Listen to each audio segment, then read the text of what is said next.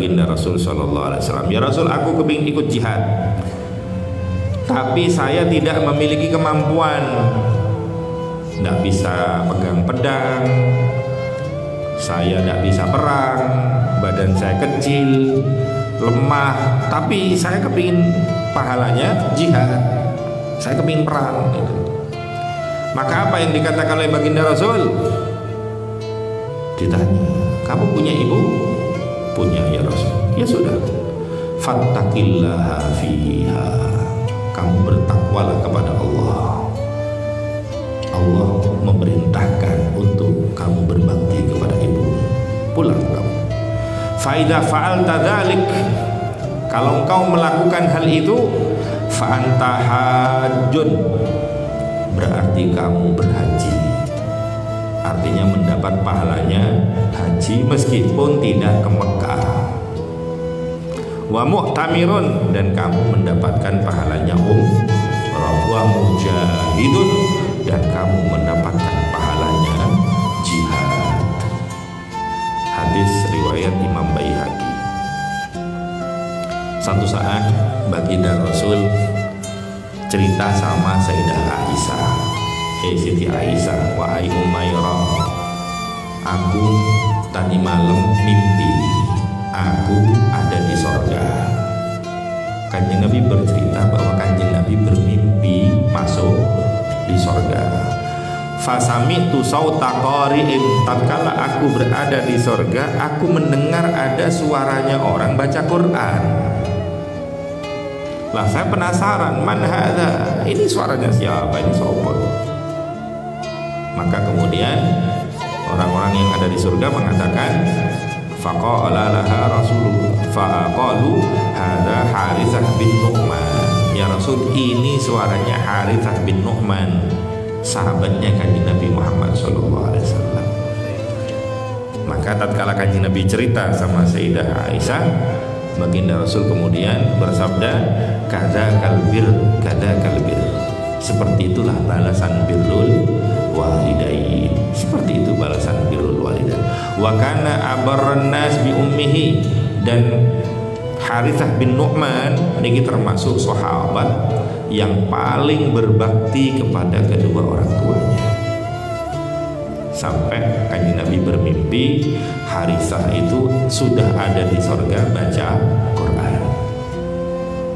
Mimpi, tapi niki mimpi nih Kanjeng Nabi, sanes mimpi nih jenengan. Mimpi Kanjeng Nabi niku ru'yal anbiya wahyun. Mimpinya para nabi itu adalah wahyu. Buktinya apa? Buktinya adalah Nabi Ibrahim. Nabi Ibrahim menyembelih putranya, yaitu Nabi Ismail. Apa yang dikatakan oleh Nabi Ibrahim? "Ya bunayya inni ara fil manami anni arbauka famdur madza tara." Sebelum menyembelih, Nabi Ibrahim berkata kepada Nabi Ismail, "Wahai Nabi Ismail, wahai anak kesayanganku, ya bunayya inni ara fil manam, aku bermimpi anni azbahuka, aku menyembelih." Jadi menyembelih itu dasarnya apa? Mimpi, tapi mimpinya Nabi. Karena mimpinya Nabi itu adalah wahyu. Kenapa kok beda? Rasul mimpi, kita mimpi, tapi statusnya beda. Kalau mimpinya Nabi itu wahyu, kalau mimpinya kita boleh jadi kembangnya turun. Sering kepikiran, akhirnya ke bawah mimpi. Kenapa? Ya beda, tidurnya beda. Nabi itu kalau tidur, disabdakan oleh baginda Rasul, "Tanamu ainaya wala yanamu qalbi." Kedua mataku terpejam, tapi hatiku terjaga. Mripate merem, tapi atine melek. Lati yang sakniki mripate melek mawon atine merem. Napa malih mripate merem, ini tambah merem. Itu yang membedakan,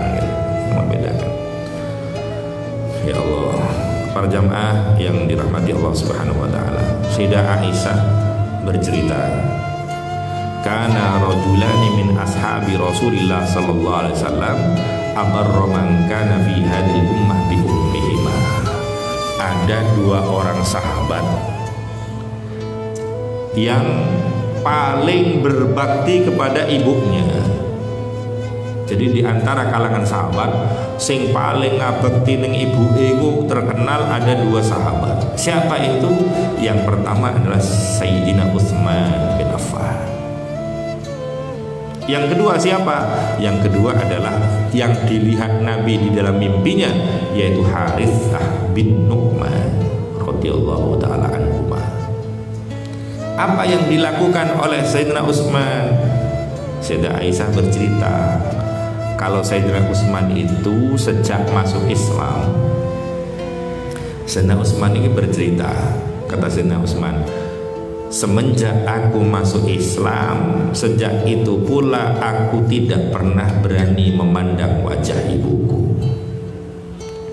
Artinya apa? Sebagai seorang anak, tatkala ada ibunya, ada orang tuanya, ningkluk kak wani dangan dan berani memandang begini mesti apa ningkluk ini? Nah, bahasa Indonesia ningkluk apa? Merunduk, mau tendangan.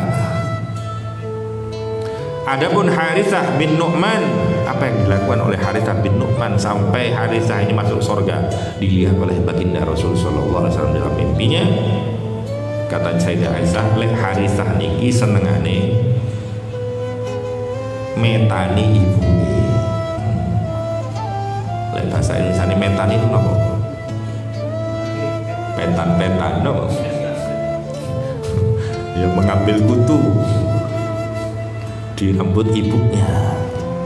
Itu Harithah bin Nu'man. Kemudian kalau ibunya makan, disuapi dengan tangannya, bukan dengan sendok tapi dengan tangannya.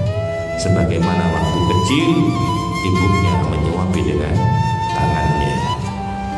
Kemudian Harithah bin Nu'man tidak pernah meminta ibunya mengulangi perkataannya. Jadi kalau ibunya ngomong, jawabannya cuma satu, nggih, nggih. Meskipun tidak kurang begitu mendengar, iya siap. Nggih. Itu patuhnya seperti patuhnya anak buah kepada komandan. Dan tentara begitu. Kalau diperintah siap, siap. Mau paham kak, siap. Soalnya kak, lek takon yang kemarin, apa dan? Oh, di stop lah. Saking dari menghormati. Lalu terus bagaimana kalau ada perintah, kalau dia tidak jelas? Kalau ibunya sudah keluar, baru orang-orang yang ada di sekitarnya ditanyai, ibuku tadi ngomong apa? Gitu. Ketanya kepada orang lain, tidak tanya langsung kepada ibunya. Saking dari berbaktinya dia menghormati betul kepada ibunya. Ya Allah, dan ternyata luar biasa. Yang bernama Harithah bin Nu'man ini orangnya masih hidup, tapi baginda Rasul sudah melihatnya ada di surga. Harithah bin Nu'man ini track recordnya satu, dia adalah veteran perang Badar. Dia pernah ikut perang Badar, tapi tidak sampai tewas, dia selamat, tapi ikut perang Badar. Di mana baginda Rasul sallallahu alaihi wasallam bersabda, la yadkhulun nar ahadun syahida badran, tidak akan masuk neraka seorang pun yang ikut perang Badar. Hidup mati pokoknya ikut perang Badar gak akan masuk surga, gak akan masuk neraka, alias mesti masuk surga. Itu Harithah bin Nu'man. Kemudian yang kedua, Harithah bin Nu'man ini juga veteran perang Hunain, di mana pada waktu perang Hunain ini orang Islam dipukul mundur, kacar-kacir, banyak yang lari, yang tersisa 80 orang yang tetap di medan perang, dan salah satunya adalah Harithah bin Nu'man. Dan yang terakhir di dalam riwayat hidupnya, beliau itu Harithah bin Nu'man. Audio Jungle.